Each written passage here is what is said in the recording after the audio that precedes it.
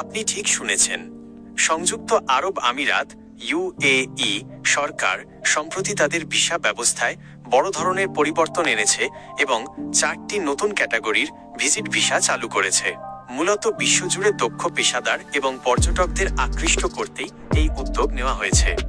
নতুন চালু হওয়া এই 4টি ভিসার বিস্তারিত নিচে দেওয়া হলো। কৃত্রিম বুদ্ধিমত্তা এআই বিশেষজ্ঞ ভিসা। যারা এআই আর্টিফিশিয়াল ইন্টেলিজেন্স বা আধুনিক প্রযুক্তি খাতে বিশেষজ্ঞ, তাদের জন্য এই ভিসা। এটি পেতে হলে আমিরাতের কোনো নিবন্ধিত প্রযুক্তি প্রতিষ্ঠানের স্পন্সর বা আমন্ত্রণপত্রের প্রয়োজন হবে।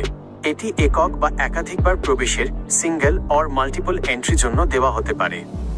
2. বিনোদন এন্টারটেনমেন্ট ভিসা। যারা বিনোদনমূলক কর্মকাণ্ড বা চিত্ত বিনোদনের উদ্দেশ্যে আমিরাতে যেতে চান, তাদের জন্য এই ভিসা। সাধারণত কোনো ইভেন্ট বা বিনোদন আয়োজক প্রতিষ্ঠানের মাধ্যমে এটি আবেদন করতে হয়। 3. Events visa. বিভিন্ন প্রদর্শনী, কনফারেন্স, মেলা, সেমিনার বা সাংস্কৃতিক ও ক্রীড়া অনুষ্ঠানে অংশগ্রহণের জন্য এই ভিসা দেওয়া হবে।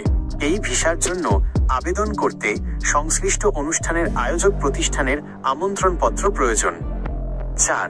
ক্রুজ এবং নৌ পর্যটন ভিসা। ক্রুজ এবং লিজার বোট ভিসা।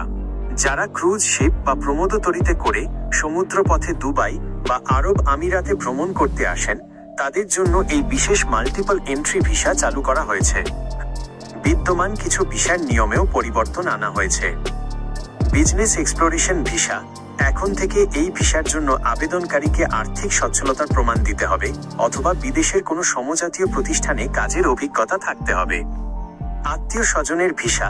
এখন থেকে দুবাইয়ে বসবাসরত কোনো প্রবাসী তার আত্মীয়কে নিতে চাইলে নির্দিষ্ট আয়ের সীমা পূরণ করতে হবে।